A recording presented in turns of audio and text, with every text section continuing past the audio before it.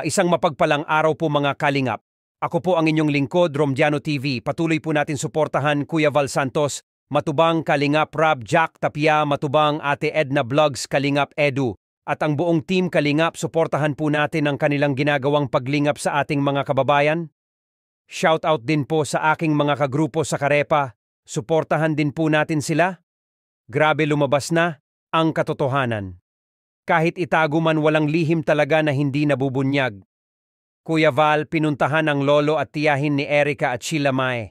At dito sinabi nila ang katotohanan kung sino talaga ang naging utak sa pag-alis ni Erica sa Kalingap. Tara mga Kalingap, panoorin po natin ang video na ito at huwag kalimutan mag-like sa ating video. Kasama yung palagi si Erica. Po, maliit pa yun sa amin. Ayun na nagpalaki noon. Kami na po, kapag. Ngayon, nasaan sila ngayon? Ay, nasa bagong bahay na po. May bagong bahay na po sila. Sino po ang nagpatayo ng bahay nilang bago? Ay, sila yata po.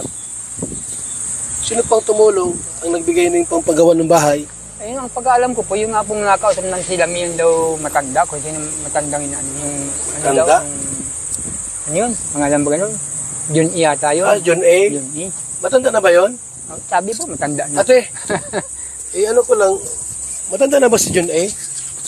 Matanda na po, siguro po mga 60 or 50 yan na ganyan. Nakita mo na, di pa? Nakita ko na po yun. Saan mo Kasi nakita? nagpasalamat po ako rin sa kanya nung yung last baga po na vlog ni Kalingap, ni Rab, na nagbigay kay mama ng pampaopera ng sa mata. Okay. Ay, hindi po namin alam na kakontak na pala po yun. Contact na nino? Si Sir John A. Ni Sheila Mae? Po. Okay. So, wala si John A sa video? Mahaba yung buhok niya na. Mahaba ang buhok. Okay. So, may edad na? Po. So, ibig sabihin ngayon, may bahay na si Erica, Sheila Mae, may kumpleto ang gamit. Okay. So, ang nagpabahay niyan, si John A, Si Sir John A. hindi ang e-lovers. Hindi po. Hindi ang e-lovers. Inaangkin lang po ng mga Inaangkin nila na sila Kaya nagpabahay sila niyan. nagagalit kasi ayaw nilang mailabas ang totoo. Ganun ba? Tay, totoo ba na may tinatanggap kayong pera mula kay John A? Wala po, wala po. Wala kayong pera natatanggap? Wala po. Eh, kaya nga po, at gaya nga ni Simana, suportado daw kami. Ay, buwang-buwang baya. Pero wala pala. Wala po, wala po. Ang simula po kasi ng alitan yung maglulo na yan, yung nitong last na vlog ni Sir Rab na nagpadala po si Sir John A daw po ng pampaopera ni Mama. Okay. Ay nung pag-alis po kasi nila Rab, nung po magpapaopera na po si Mama, kinukuha na po ng lulo niya. Ayaw na po nung bigay po nung dalawa. At ang sabi po daw po kasi ang kasabi po kasi ni Sheila Mae nung time na yun, kundi naman dahil sa akin, kung di ko laging nakakausap si Sir John A, hindi naman bibigyan kayo ng perang pampaopera. Okay. So, ibig sabihin, nagkaroon ng Yun po yung contact si Sheila Mae kay John A? Opo. So silang GC, tapos meron na silang personalan na usapan na silang dalawa na lang. Ni John A at saka ni Sheila Mae? Saka ni Erica. At ni Erica? Decision siya na wag nang ibigay kay Rab yung budget ng bahay. Kasi nga, nag-iisip din siguro na kung saan mapunta.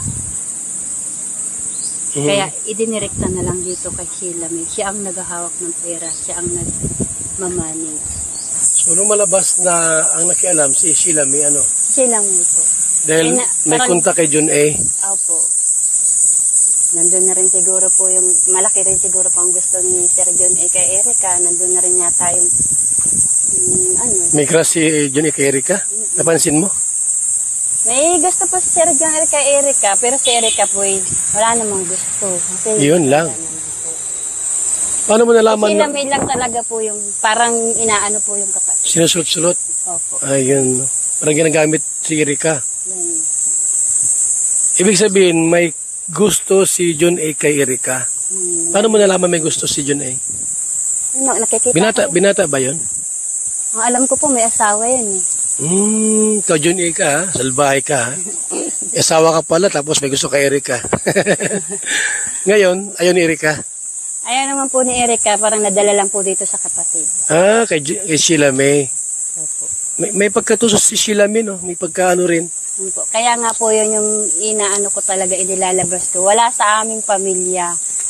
Nasa kanya, siya ang promotor ng lahat. Kung bakit Sa lahat ng nangyari problema, si Sheila May ang may problema. Ang may gumawa ng ano. Opo. Ipagbawi ng pera, mula kay Kalingap Rab, siya ang nagkontak. Opo. Sila po ang magkakausap. Hanggang doon kay lolo mo. Sila din po. Kaproblema dahil kay Sheila May. Kay sila may po.